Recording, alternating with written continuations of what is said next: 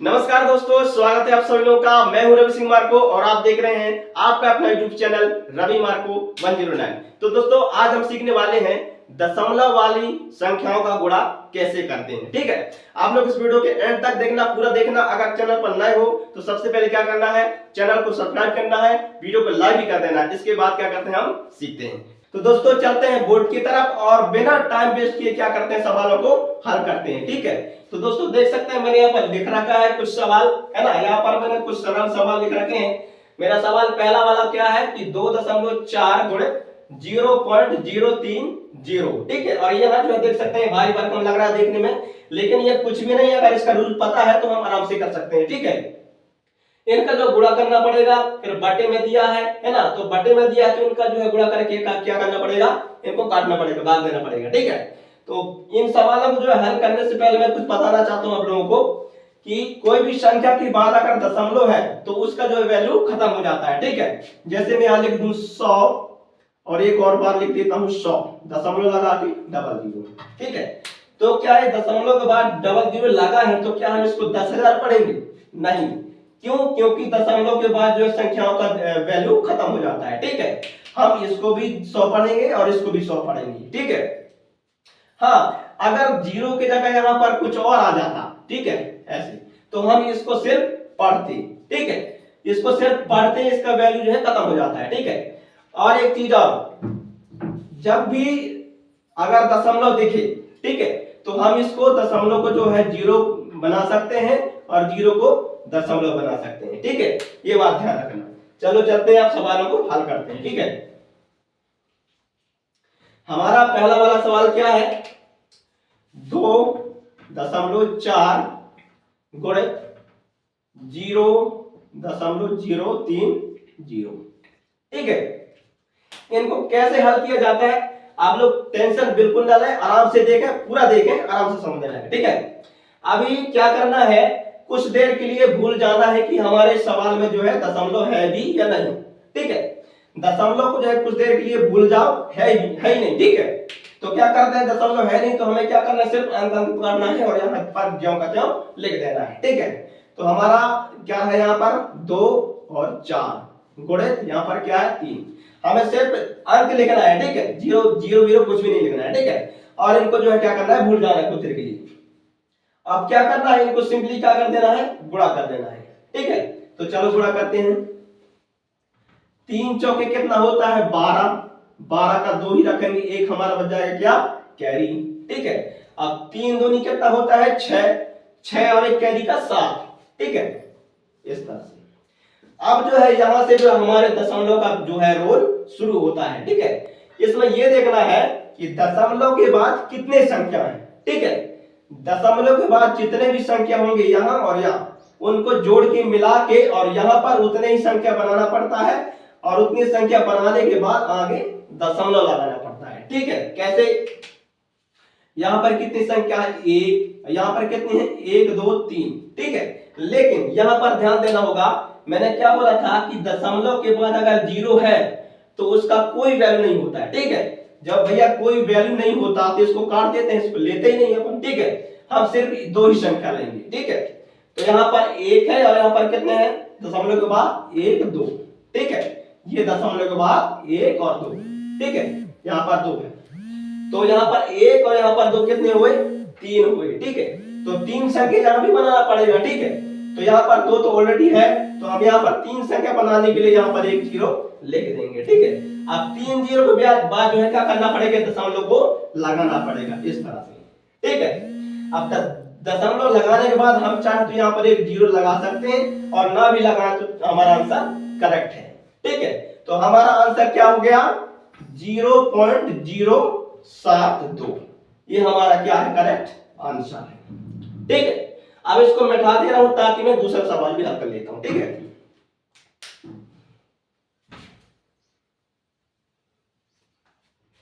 अब हमारा दूसरा नंबर का सवाल क्या है, 0.31 इंटू 0.03।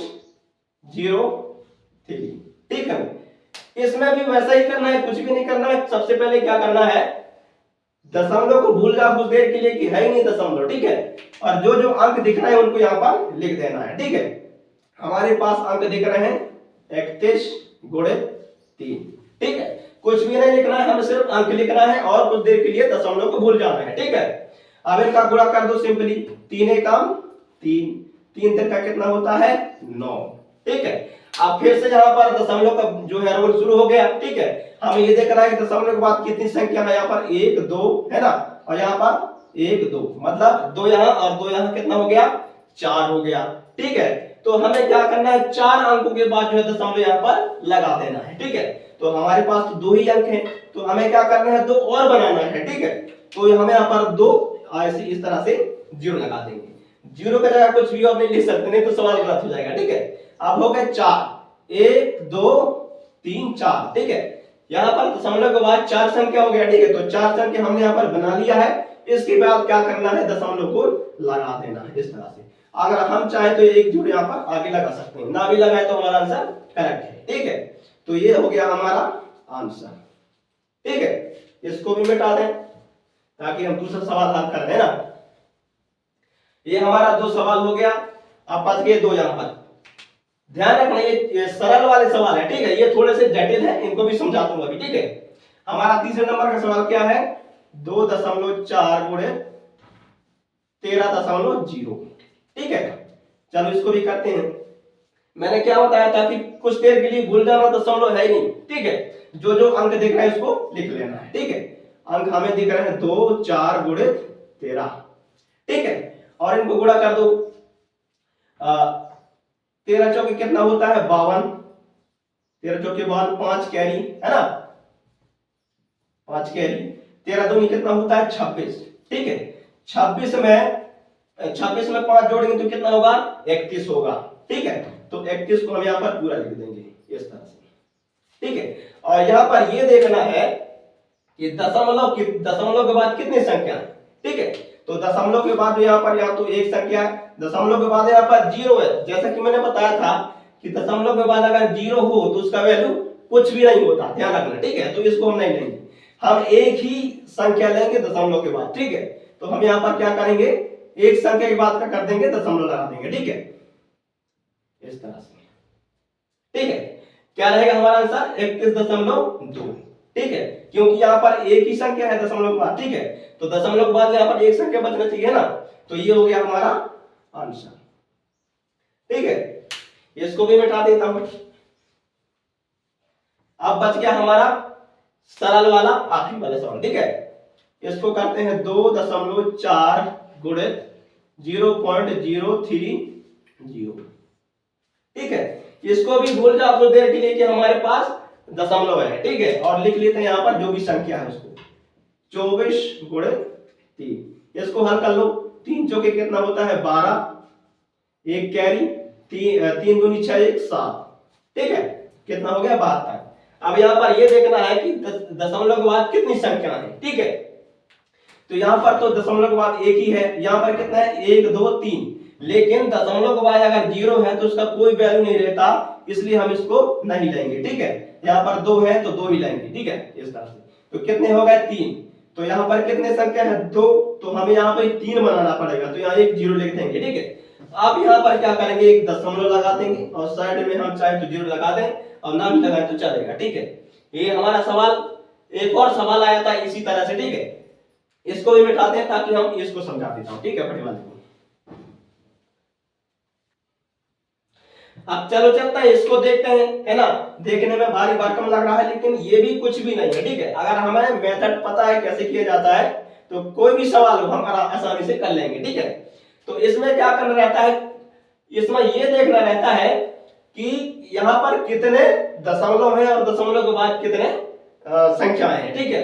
तो इसमें थोड़ा सा डिफरेंस मैं बता दे रहा हूं। यहाँ पर इसमें क्या करना रहता है, अभी कुछ देर के लिए इनको भूल जाओ कि दशमलव है, ठीक है। तो हम चाहो तो यहाँ पर इसको लिख देते हैं, ठीक है। कैसे, 2 8 9 गुणित 1 6 9 गुणित 14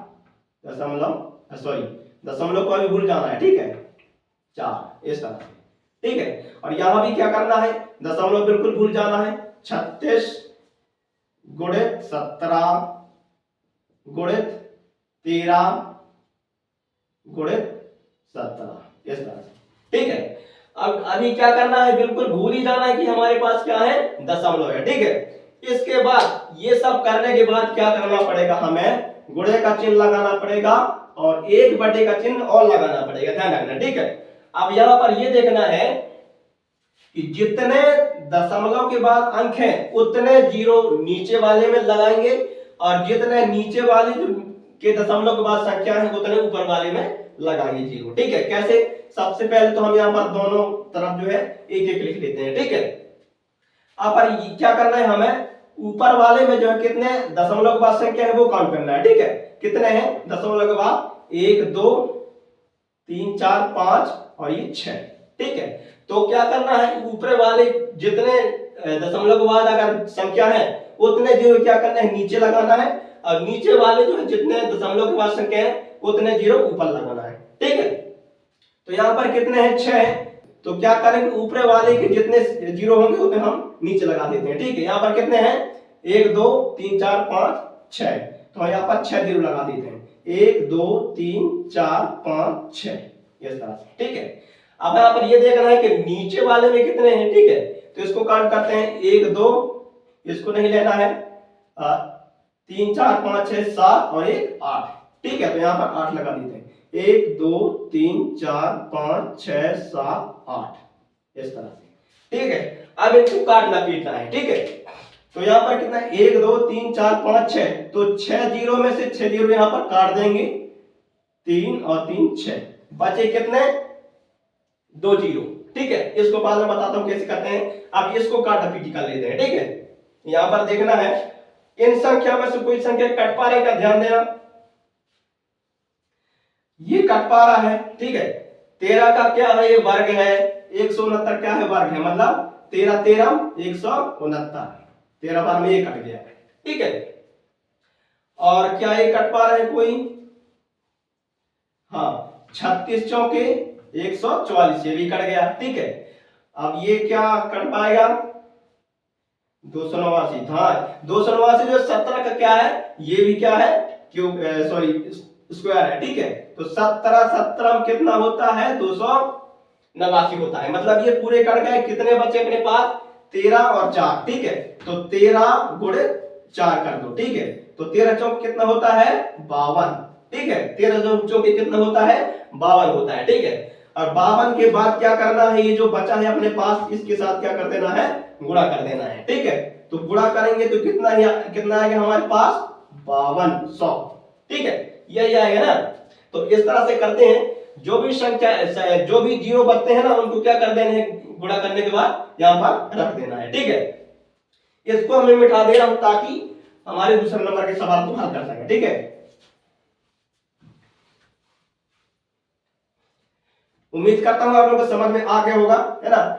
अगर समझ में ना आया हो ये वाला सवाल तो इसमें आराम से आ जाएगा। ठीक है, अब हमारा दूसरा नंबर का सवाल बचा है जो कि आखिरी है। ठीक है, ध्यान से देखना, अगर पहले वाले सवाल जो समझ में नहीं आया तो इसमें आप आराम से समझ जाएंगे। ठीक है, हमारा सवाल क्या है, 0.64 गुणित 2.4 गुणित 1.4 बटा में क्या है, 0.07 गुणित 0.08 गुणित 1.2 गुणित 0.2। ठीक है, तो अभी कुछ देर के लिए भूल जाओ कि हमारे पास क्या है, दशमलव है। ठीक है, भूल जाओ कुछ देर के लिए। ठीक है, तो हम क्या करते हैं, जितने भी डिजिट देख रहे हैं उनको लिख लेते हैं यहाँ पर। ठीक है, 64 गुणित 24 गुणित 14। ठीक है, अब क्या है, 7 गुणित 8 गुणित 12 गुणित 2। ठीक है, अब क्या करना है, यहां पर सबसे पहले एक बटे का चिन्ह लगा लेते हैं और ऊपर एक और नीचे भी एक लिख लेते हैं। ठीक है, अब क्या करना है, यहाँ पर दशमलव के बाद ऊपर जो जितने संख्याएं होंगी ना उतने जीरो क्या करना है, नीचे लगाना है और नीचे वाले में जितना जीरो दशमलव के बाद जितने संख्या होंगे ना उतने ही जीरो ऊपर लगाएंगे। ठीक है, तो चलो गिन लेते हैं, यहाँ पर कितने हैं दशमलव के बाद, 1 2 3 4। ठीक है, ऊपर कितने हैं, 4 संख्या है दशमलव के बाद। ठीक है, तो हम यहाँ पर 4 जीरो लगा देंगे इस तरह से, ये हो गए। अब नीचे गिन लेते हैं, यहाँ पर कितने हैं, 1 2 3 4 5 और 6। ठीक है, तो यहाँ पर 6 लगा लेते हैं इस तरह से। ठीक है, तो सबसे पहले हम यहां से शुरू करते हैं। 4 जीरो में से 4 जीरो तो काट देते हैं इस तरह से। ठीक है, यहां पर कितना जीरो बच गया, 2 जीरो बच गया। इसको हम बाद में बताते हैं कैसे करते हैं। ठीक है, इसको अभी छोड़ देते हैं, इनको काटते हैं। ठीक है, चलिए इनको काटते हैं। किसी संख्या से कट पा रहे हैं क्या? हाँ, 7 एकम 7, 7 दूनी 14, ये कट गया। ठीक है, और 2 एकम 2, ये भी कट गया, 2 में 2। ठीक है, अब 12 कट पा रहा है क्या? ठीक है, हाँ, 12 दूनी कितना, 24, 12 दूनी 24, ये भी कट गया। ठीक है, अब 8 अठैया 64, ये भी कट गया। ठीक है, आशा करता हूं समझ में आ गया होगा। ठीक है, अब क्या बचा हमारे पास, 8 और 2। ठीक है, 8 और 2 बचा है, तो 8 और 2 का क्या कर देंगे, गुणा कर देंगे, तो कितना हो जाएगा, 8 दूनी कितना होगा, 16 होगा। ठीक है, तो 16 को हम यहाँ पर लिख लेते हैं। जो 16 बचा है उसके साथ क्या करना है, 100 से गुणा कर देना है। ठीक है, तो यहाँ पर लिख लेते हैं 100 और गुणा कर देते हैं। ये जीरो के जीरो रहेंगे और 1 के साथ गुणा करेंगे तो कितना होगा, 16 होगा। ठीक है, तो हमारा आंसर क्या आ गया, 1600 आ गया। ठीक है, तो फ्रेंड्स आशा करता हूं आप लोगों को समझ में आ गया होगा। अगर समझ में ना आया हो तो क्या करना है, रिपीट करके देखना है वीडियो को, आराम से समझ में आ जाएगा। ठीक है, तो फ्रेंड्स आज के लिए बस इतना ही। तो मिलते हैं ऐसे ही वीडियो के साथ अगले वीडियो में, तब तक के लिए जय हिंद, जय भारत।